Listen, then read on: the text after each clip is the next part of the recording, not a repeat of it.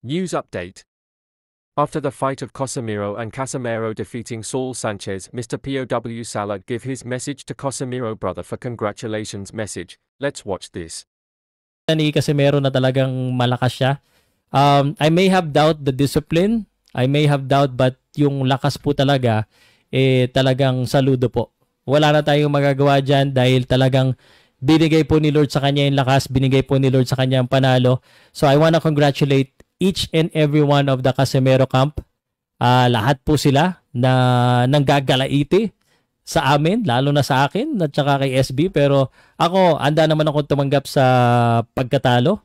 At kung talagang ganon talaga. So congratulations, nabilib po ako, napabilib ako because hindi dahil sa lakas, hindi ako na-surprise sa lakas kasi yun naman talaga yung prediction natin na pag umabot ng desisyon, wala. Tinamaan niya kagad. No? Kaya, yan ang nangyari. So, again, I wanted to say congratulations. Nabilib ako kay General Casemiro, kay Jason. Yan siguro ang plano nila. So, wala na tayong magagawa. Guys, please, wag yun na awayin. At let's let them celebrate. Ipa-celebrate po natin sa kanila because they deserve this. This is what we have been looking for para sa kanila na ipakita nila yung lakas nila. So, yun, grabe talaga. Grabe.